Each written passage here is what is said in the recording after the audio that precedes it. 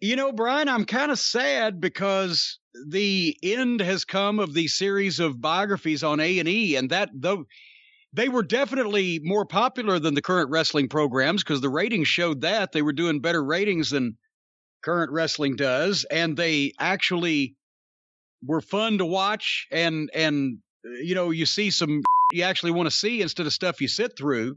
And I think the Bret Hart one was the best one of the bunch. What did you think? I think so too. I loved it. We'll talk about it in a moment. I think the two that really stood out were the Bret Hart and the Cactus Jack, or the Mick Foley ones, because they were the two positive ones. Really, there was no tragedy. I mean, well, I shouldn't say there was no tragedy, but it ended on an uplifting note. Yes. And a positive note, and it left you feeling good about things. I think the Bret Hart one was easily the best, and I went into this with Bret Hart being one of my all-time favorite wrestlers at the very top of the list. And I come out of this and, you know, all these years later, his stuff holds up. Everything you see with him. Yeah. He did it the right way. I'm sorry. I love Bret Hart. I think he's great in the ring. I appreciate every time I hear him comment on stuff. I usually find that I agree with him. And when you watch his stuff, I know some of the guys would say in interviews and stuff that he was a mark for himself and this and that, or he took things seriously. There should be more Bret Harts. He did things the right way. I love Bret Hart. Yeah, and I've changed my tune because I was one of the guys 20 years ago. I was like, Bret takes everything too seriously. But now that I've seen what can happen when that horse leaves the barn, I'm firmly in his corner too. You know, he wasn't a mark. A lot of the guys would say, and a lot of the guys were jealous because he was on top making more money, whatever. But he wasn't a mark for himself. He just took everything seriously. And it was combine that with Canadians are notoriously a little dry, and it came off like that he believed that he was really who he was, but instead, actually, he really believed in who he was. You can look at it two different ways. And so now that I've seen, it was crazy with him and Michaels and the whole thing. And we're not going to, when we talk about this show, we're not even going to relitigate Montreal. We'll skip over all that because I'm tired of it. It's on every program. But at the same time, you can't blame him for his motivation, would not want to put Shawn over. And we all know all the machinations that were going on behind the scenes. But besides that, that was a personal stand that Bret took. Just, I'm not going to put this prick over because he doesn't respect me. Any other problems with stuff that he had or anything, it was due to he wanted to be taken seriously and for the business to be taken seriously, and he had pride in it. And you can't argue with that anymore because you look back at this stuff. It hits you on this show how many great WWF matches that Bret was in and how much better all of the guys from that era stuff looked than it does today. How much more the people are into it, how much better they just looked as stars, and how much better the work looked, and how much more serious people were taking it. And it's just it's like that guy we spoke about earlier in the show with a friend that hadn't watched wrestling in 20 years, was a fan of Crockett. So now he tuned in and is like, what? It's a shock. And it's the same way. We've gotten used to it. I remember what it used to look like. We've gotten used to this stuff we're watching now. And you go back and you understand why that 10 times as many people were watching that as watch this, because it looked 10 times better. And it was presented 10 times more seriously and not like a bunch of kids playing around. So Bret was ahead of his time. I didn't realize there was going to be a time where nobody in the wrestling business would take themselves seriously at all or the business seriously at all. So I apologize for ever saying Bret took himself too seriously. Anyway, I loved the family pictures. I loved, Stu making the breakfast. Kenny Wayne was the first one to tell me a story about Stu Hart cooking. And he was the one that told me about, he's flipping the fucking eggs with a spatula and they got 20 cats and the cat shit's on the counter and he just takes the spatula and shoves the cat shit over and then keeps flipping the eggs. So many people have that story. Is there a chance Stu was just ribbing people? I mean, is it true? No, because here's why I know. Because, like I said, when I managed Danny Davis and Ken Wayne in Memphis, they had been as a team to Calgary, and they had Calgary tapes. That was how I first, really, because Danny Davis was an early VHS tape owner himself. And that's how I've got some of those Jackson, Tennessee shows. He lived in Jackson, used to tape them and give them to me. And I would tape some of his stuff or give him Japanese stuff or whatever.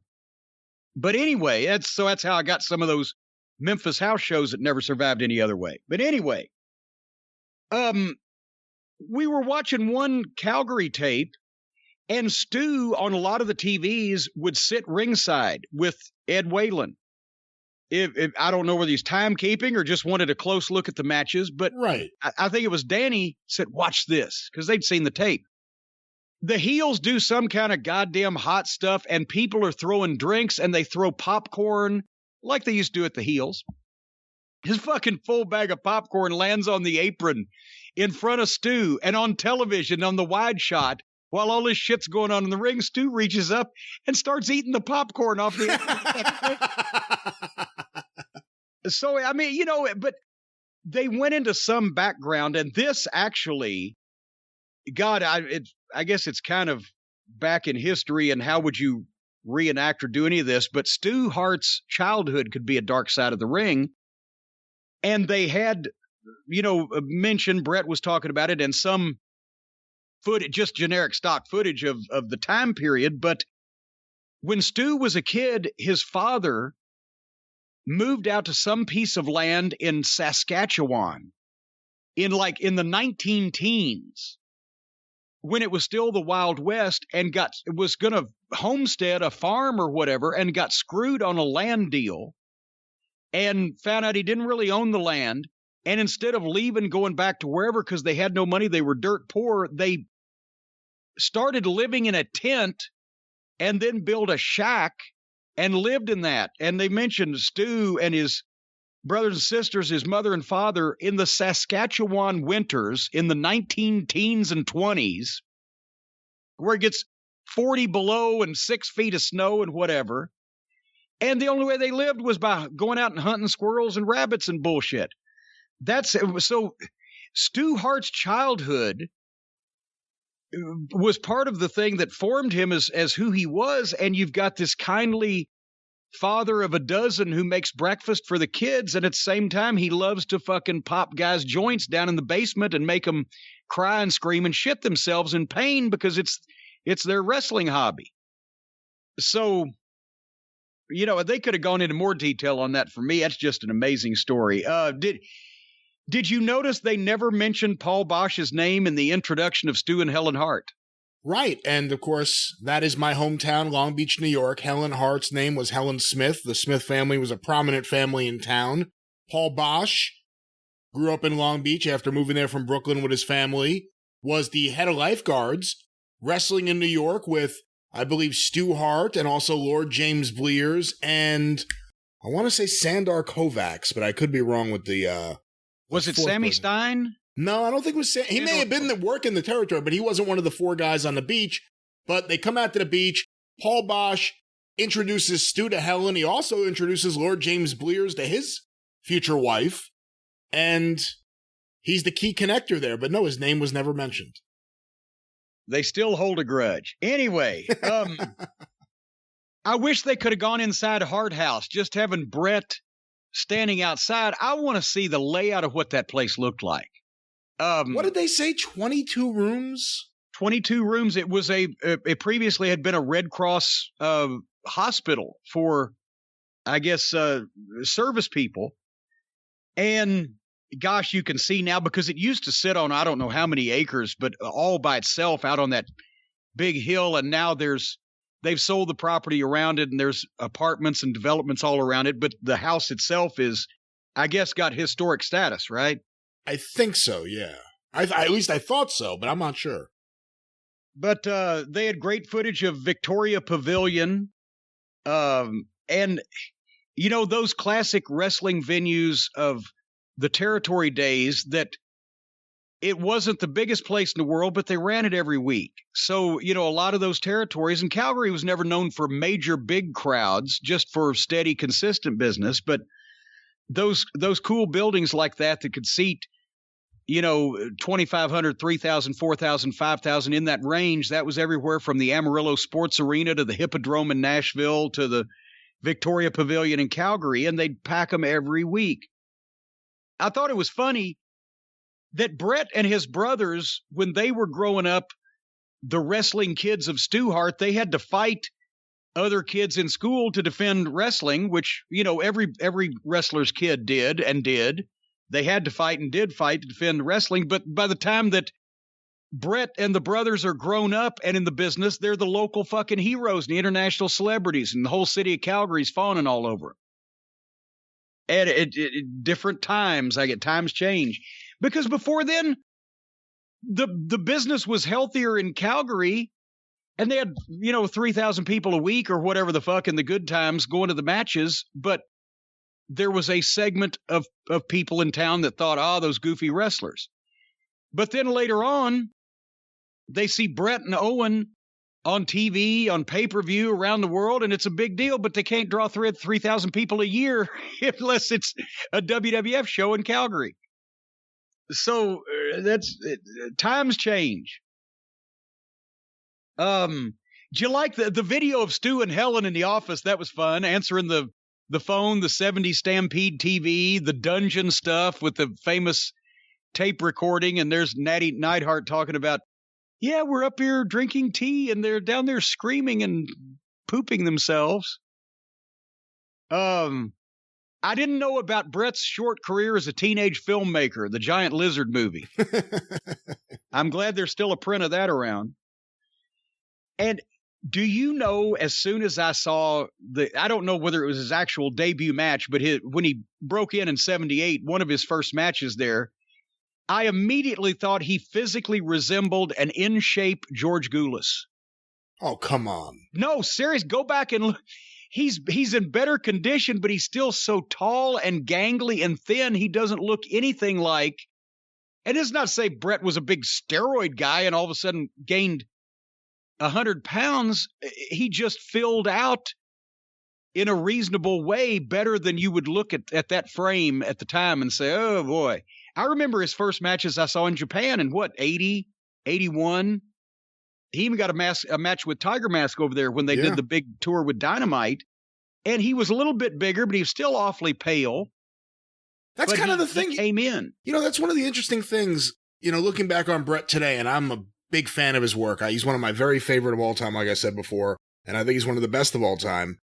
And when you look at the early 80s in Japan, there was so much focus on Dynamite Kid and Tiger Mask. And of course, then Davey Boy came in, and there were two British wrestlers, future Bulldogs. Bret was kind of lost in the shuffle. He was there, but there weren't a lot of people raving about Bret versus Tiger Mask. No, he just got on that tour because of the Calgary guys. He was along with, Dynamite and Davey at that time. Yeah. But he'd only been in business 3 years. So, and had never wrestled really anywhere else. So, no big deal. The Calgary rings, the ropes, are those cloth sleeves of some description covering the rope? No, I'm asking. I don't know. And I've always seen it. It's always been weird to me, but traditionally, at least in the States, there was two kinds of rings. Everybody except the WWF and Vern and the AWA, because they had the lineage from using the old boxing rings. Their rings were 20-foot square and had ropes, real ropes, that they would then tape with colored duct tape.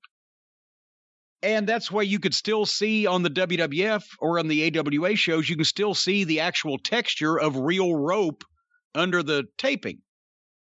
Everywhere else in the country, especially the NWA, used 18-foot square rings and quarter-inch steel airplane cable in garden hoses.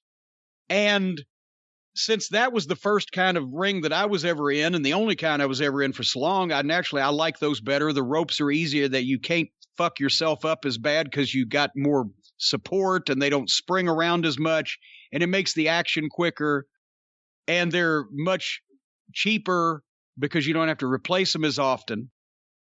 And you wrap the garden hose in duct tape as well, just to give it the color you wanted, or a little bit of, so it wouldn't be so slick. You're roughing up the surface a little bit with that duct tape.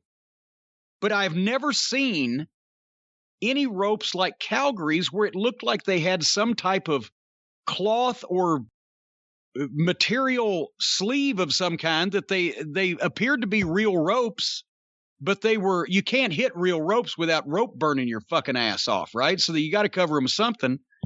But it looked strange to me. I don't know why I've gone on this long about that, but I've never seen them look like that anywhere else.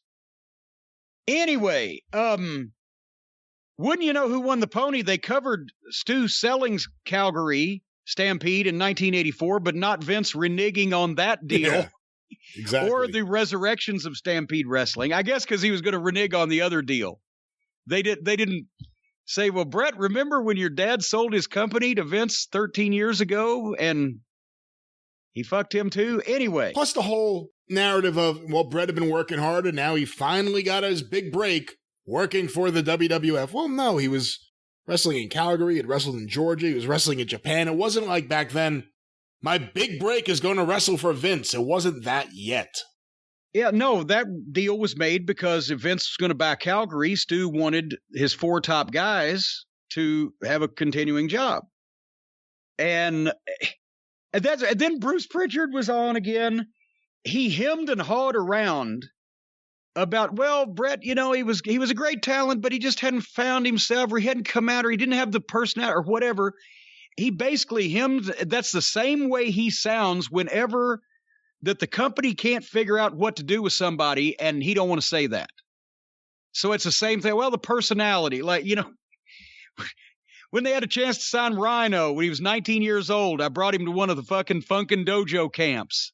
He's got 34-inch thighs. He does a diving headbutt off the top like fucking Dynamite Kid at 260 pounds. He's 19 years old, and he's a fucking beast, right? They didn't sign him. Bruce said, well, he doesn't have any personality.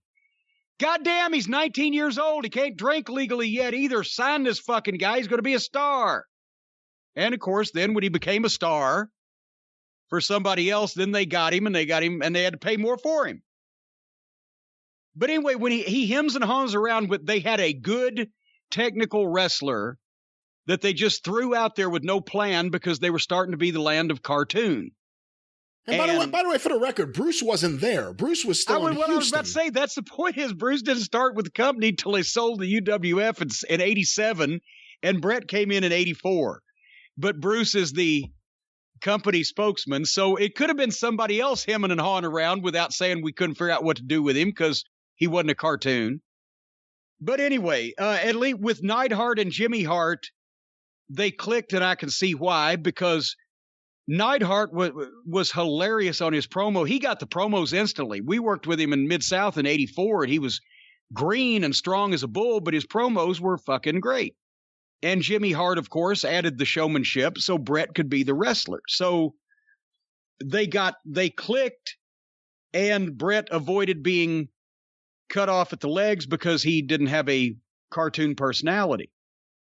And then by the time they made him a single, he had to step up his promos, but he was already a name, and he had already been used in top positions, and people were already used to him, and he also had some more experience. And they kind of glossed over that and mixed things up because they tried him and Neidhart both as singles in 88 first, and then they put them back together as a tag team for another couple of years, and then Bret got his extended singles run. But they tried it earlier in 88, but it was kind of, when they went to the part with 88, they just jumped to 91 in the documentary.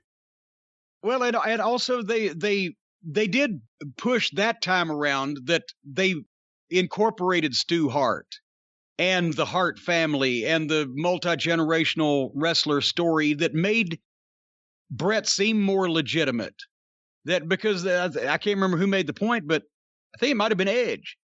But Bret was really the first one of the WWF champions of Vince Jr.'s era, at least, that was kind of a real person instead of the fucking say your prayers, take your vitamins, or the Ultimate Warrior, whatever the fuck. Bret was a real wrestler that you could buy as a person and not a gimmick.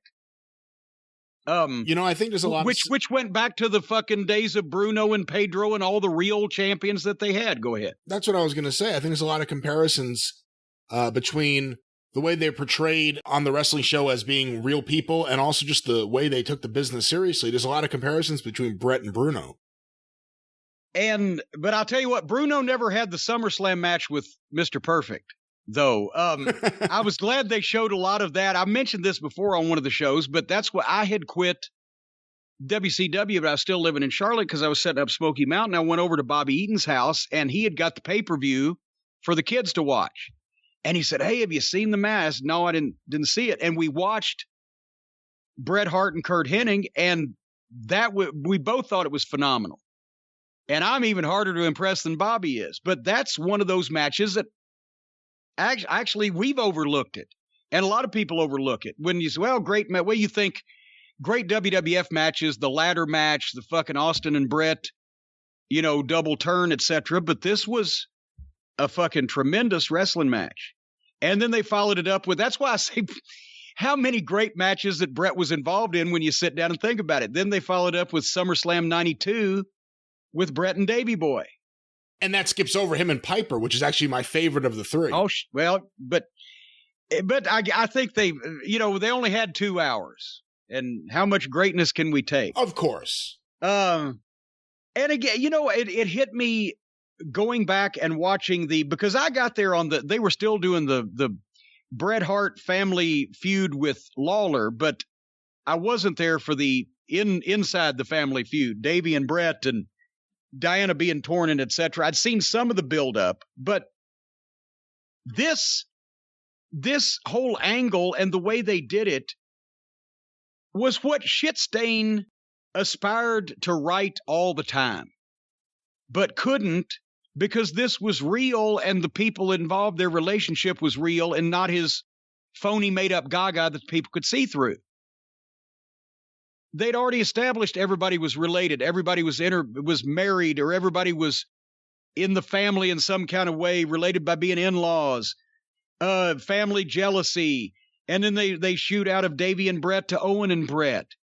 And that dynamic and all that stuff that they could do, because they were a wrestling family. They were all smart to it. The people knew the relationships were real, so they couldn't figure out what was a work and what wasn't.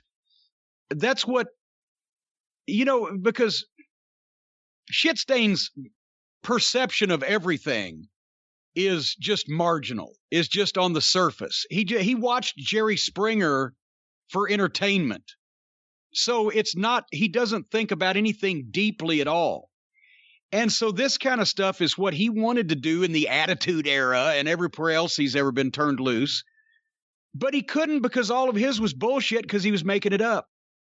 People weren't related, or let's hire an actor to play so-and-so's mother, or whatever, or just not being able to choose the talent that could play off of each other properly.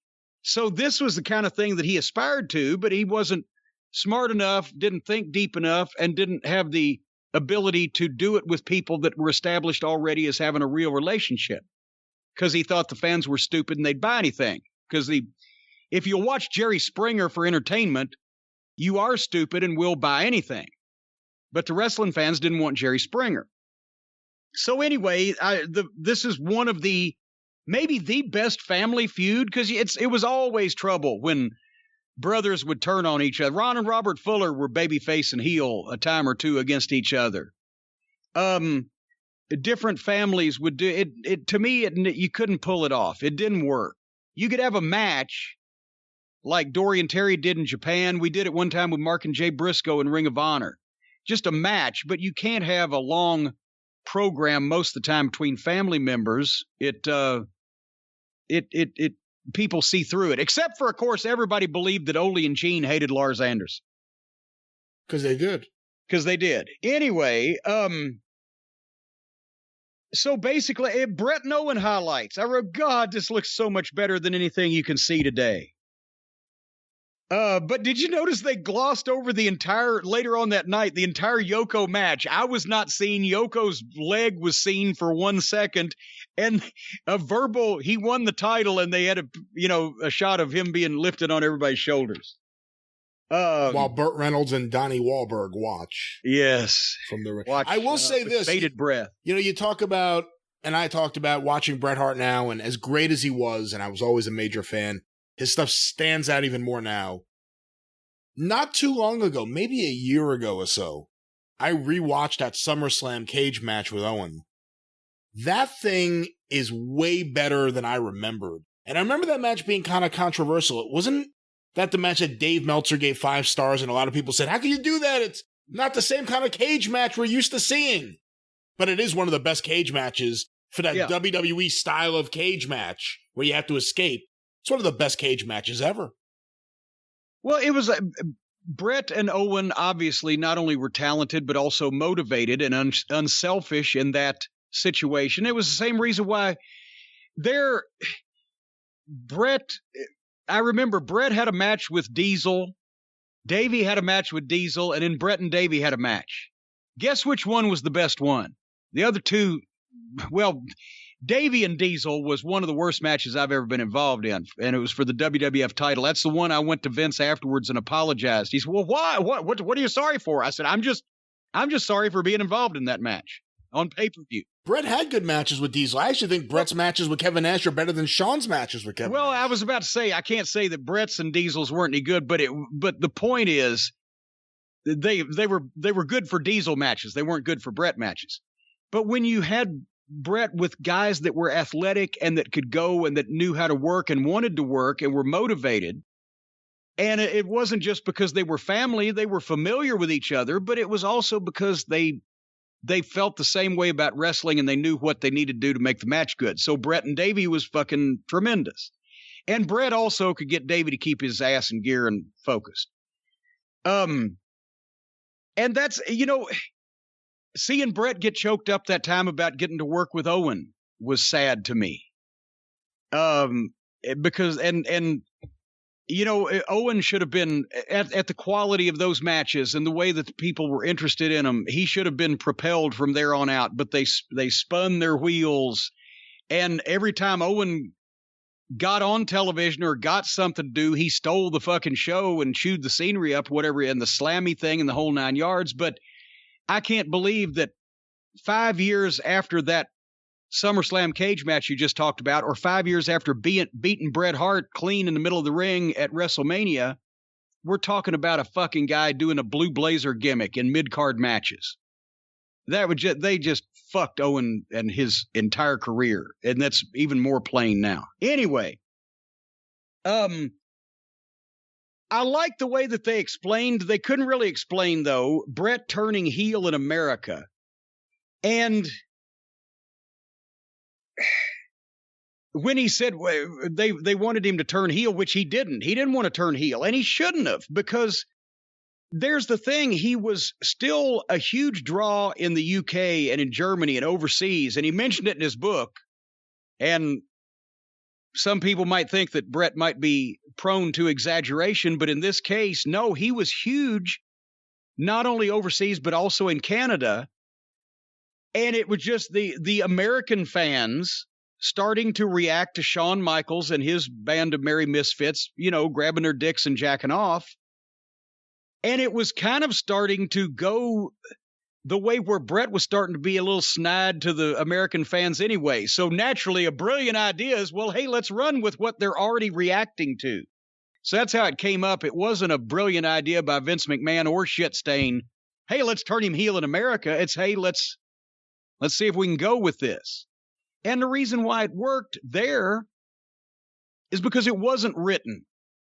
It was real reactions from fans. And it was real things that Bret would say in those. I remember the one especially promo that he did that was perfect when he's out there with the rest of the Hart Foundation and they're flying the Canadian flag. And he's basically saying, yeah, the United States, you think you're the greatest country in the world? Well, we in Canada, we take care of our sick and our elderly and our poor. Not like, and everything he was saying was true. The Canada does have health care. Canada does take care of sick people and poor people. The United States, thanks to the Republicans, tells them, fuck you, you're on your own. So the people hearing that, because he was telling the truth and they knew it, they're like, fuck this fucking Canadian anti-American fucker. But still in the UK and Germany and everywhere else in the world where they do all the same things they do in Canada, give people health care and take care of the sick and the old, etc., they're like, we love Bret Hart. And why is this jack-off male stripper going around putting our flag up his nose? And the only reason that worked was not, like I said, not because it was written, but because it was not only real reactions from the fans, but real statements and promos from the talent. Shawn Michaels was a prick. He's admitted it.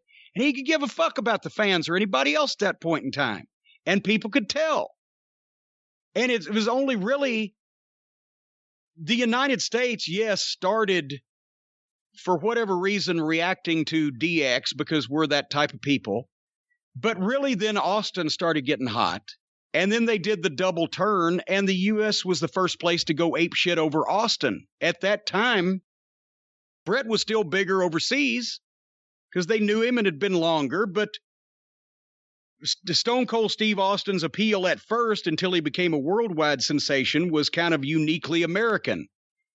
Most countries didn't want a guy at that point that was saying, fuck all of you, but the Americans did. So the Canada versus America was perfect because it was real. It wasn't Cody versus Britain, right? They're fucking British. It wasn't even the countries at odds with each other. It was just the two guys that couldn't stand each other, and everybody could see that they really hated each other. And when Bret said, here comes fucking Shawn Michaels, a male stripper, a bad taste, bad for wrestling, that's the way he really felt. That's the way a lot of us felt. And people could tell. And boy, Shawn Michaels now sounds just contrite when he describes everything that he actually said and did back in those days, doesn't he? Oh my God. He completely takes responsibility for everything. I watched that and I said, how could Jim stay mad at him? I don't know how he could do it anymore. Because I don't give a fuck. He had the chance to impress me 25 years ago and he didn't. So he can get fucked, as I told the people with the car on my fence. He had a chance to be a fucking human being to me and a lot of people that I liked 25 years ago. And now just because he pissed the rest of the world off so bad that he had to run screaming to an invisible, fictitious supreme being for fucking redemption, kiss my big fat white ass. As Bret called him a lousy, rotten, stinking little degenerate on one of those promos. And that's what he was saying to the fucking people in the locker room. So anyway, Vince McMahon expressed absolutely no remorse. Oh, well, I did what I had to do. And then he goes to WCW. I said we're going to skip over Montreal. The hottest guy in the business, Bret Hart, not only the hottest guy in the business, but also the highest paid, except for Hulk Hogan, most probably, and whatever Nash was able to cheat Bischoff out of when he heard that he'd signed Bret. Within weeks, he's meaningless after a botched debut, and he's one of the boys, and a year later, he's retired from the business. That, to me, was testimony to everything about WCW at that time period. And Bret, not a Goldberg fan, obviously. The bad thing is, and I'm not doubting him, because it was legitimately that kick that ended his career, the concussion, and then probably brought on the stroke. But that didn't even look like as much of a potato as half the guys throw on AEW every fucking TV show. And they're just getting up and walking around. Maybe it's because it's who's delivering it. Well, if they're showing the signs of brain damage, how would you be able to pick that out? And also who's delivering it. Yes, because Goldberg was a overgrown adult man. But anyway, and I'm like a lot of people now that you see it laid out, between when you saw Owen's death, the funeral, the family reactions, combined with just having the concussion and being out of the ring, that may have been the second. Owen's death may have been the second one of the 1-2 punch on Bret that they said Stu and Helen never recovered. I wonder if, it took Bret quite a long time, if ever. I didn't know it was that bad, his stroke, 3 months in a wheelchair. I heard that he had the stroke riding his bicycle in Calgary and was bad off, but I didn't know that it was that bad. And then basically at the end, after 12 years, Bret and Vince reconcile. When Bret comes back to the WWE, he makes up with Shawn and he makes up with Vince, and then Vince kicks him in the nuts, and then they have a match with him and Vince. And that was and now he's got a happy ending with a new wife. And another giant Hart family now is convening at Bret's house, including his daughter Beans and his son Blade, who I always thought was the greatest children's names in the world, Beans and Blade. I have to say, and I know we're going to talk about Dark Side of the Ring later, but it really was striking seeing this the same week as the Dynamite Kid episode. Yeah. There have been a lot of interesting matchups. They had the Ultimate Warrior documentaries go up against each other the same week. You had Jake Hidden Treasures the same week. You had the Grizzly Smith special. But this one was really striking. Just Dynamite. Again, you're talking about Bret's former sister-in-law was the one married to Dynamite Kid, and Julie was in that documentary too. And just seeing the two different endings and the two different beginnings, and the fact that it was all about Dynamite. And it was probably Dynamite, then Davey, then Bret, then Neidhart to most people who were knowledgeable fans back then, and it became really Bret. But just seeing the two different endings, it's really striking. Yeah. Well, in Dynamite, would you say until he put on so much weight from the steroids to go to the WWF, Dynamite may have been the best athletic in-ring worker in the business, the most convincing, most exciting, and it wasn't that he had no psychology either. Everything he did followed mostly the old wrestling psychology of trying to look like a struggle. It's just that he took it so far and changed the pace. He changed the pace, definitely, because he was so fast. But it wasn't like he was just doing ridiculous spots to go out there and like they do now, the Ricochet and Will Ospreay thing that we tried to watch for 45 seconds, where it was the, choreographed tumbling. Dynamite, all his shit looked painful and it looked like a struggle, and it was more painful probably to his body than it was to anybody else's, but you could also see his work was impeccable. He could drop those knees and heads and elbows from the top rope, and I could see that it was safe, but at the same time, it looked devastating. So I think that the thing that slowed him down and probably contributed to the back issue that he had, and we'll talk about that in a second, was gaining all that weight to go to the WWF, because he was never the in-ring performer at that weight that he was before, and it was more weight to carry around when he was still trying to take all those bumps. Anyway, but like you said, one took the left road, the left fork, and it didn't turn out happy, and the other one took the right fork, and it turned out happy in the end. And I think probably the biggest difference between Bret Hart and the Dynamite Kid is that Bret, at the end of the program, had all that family around him, like another Hart house there in Calgary, and they were all having a nice family get-together. And in the summertime, Brian, Father's Day, family get-togethers, people out and about, in the outdoors, Bret Hart probably hosts some great cookouts, great grilling. And if Dynamite Kid had a family around him to have great cookouts too, he would have ended up the same way. Don't you think that it's best when you have your family around you to just get out and grill? Yes. Yes, you do.